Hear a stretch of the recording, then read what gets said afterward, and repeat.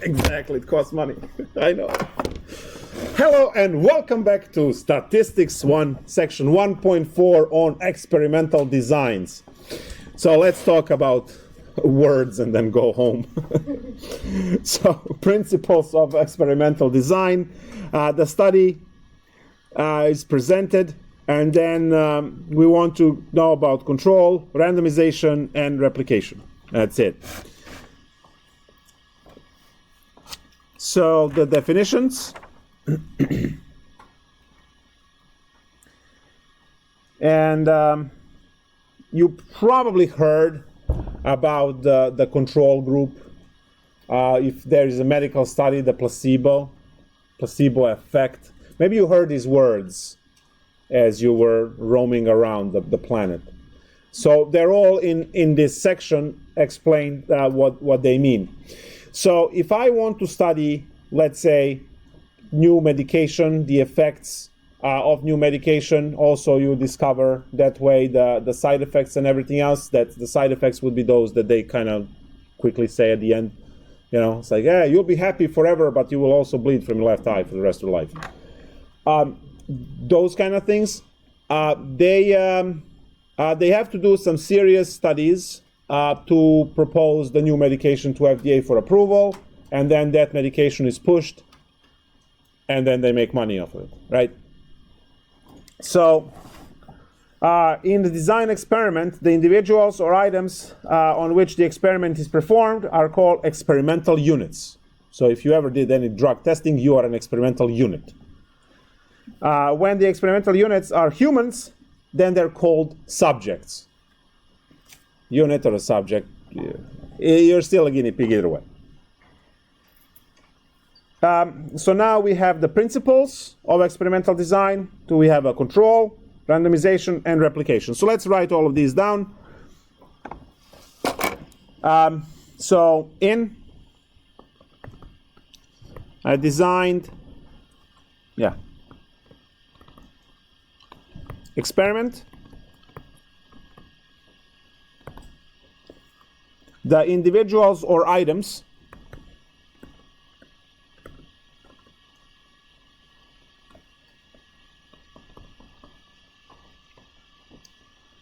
on which the experiment is performed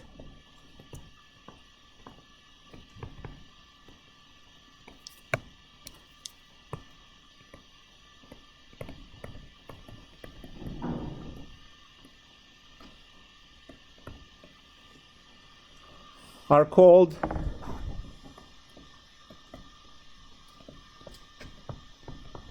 experimental units, and I'll just put subjects in parentheses. You know that that's for people.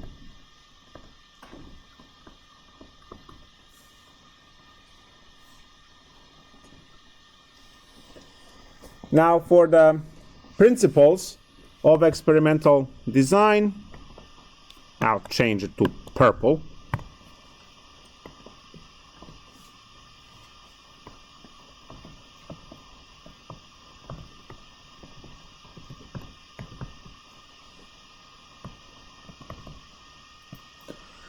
We have control, and 1, 2, 3, let's just do this. Control.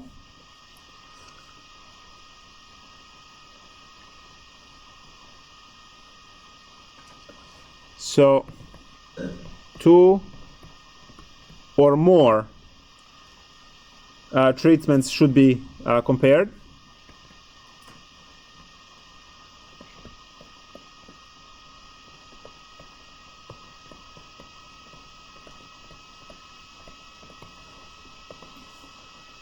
Randomization.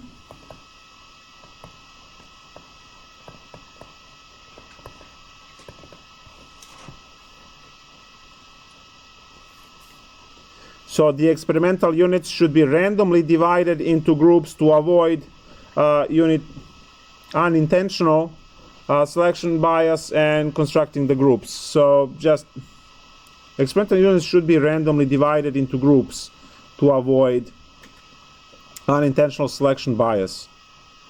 So I'll just say use, to simplify this, use RNG on groups. And replication.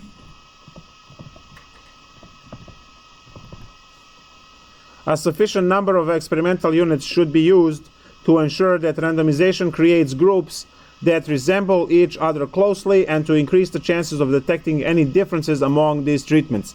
So, in short, use large samples. And when I say samples, in parentheses, I'll just write the groups,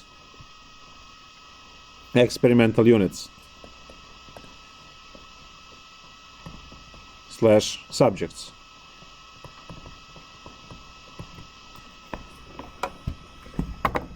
So, what do? We take a look at a medical study. There is this new drug that was developed in a lab. Apparently, all animals responded well to that drug before they died.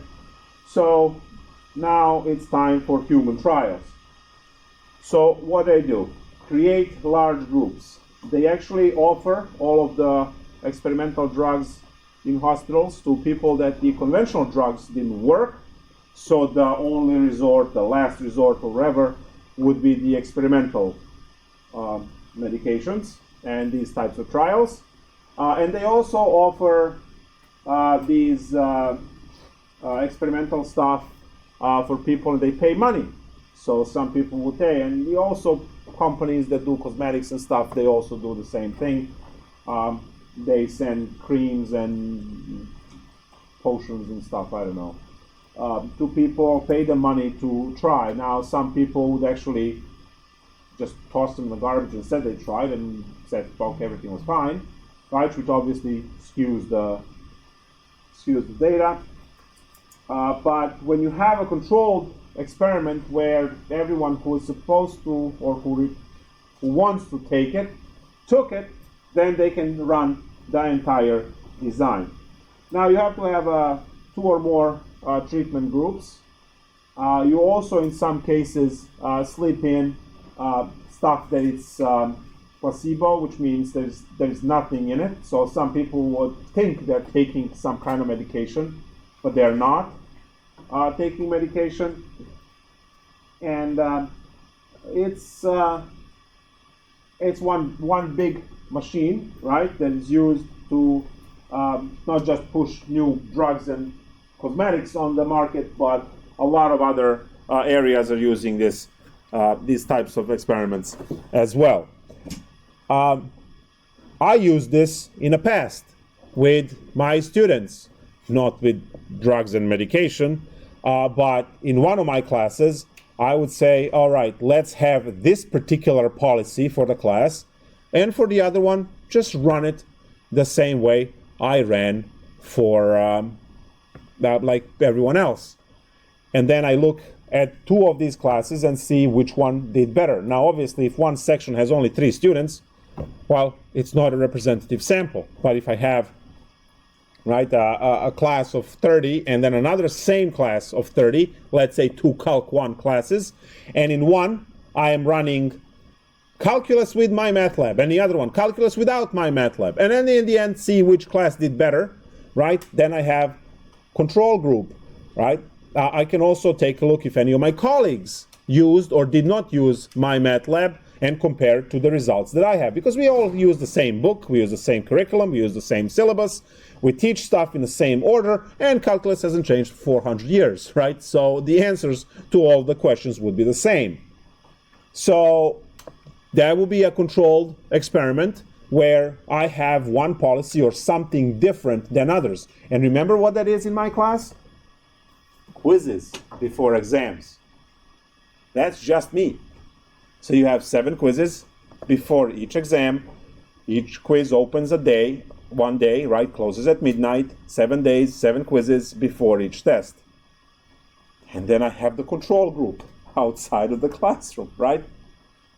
So we look at the at the pass rates, right? And then compare that to national pass rates, which we can, and there are my, control groups.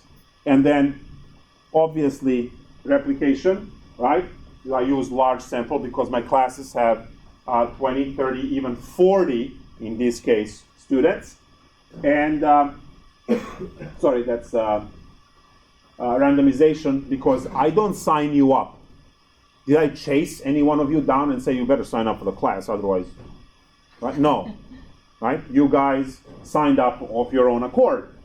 So then I have the national average pass rates in percent.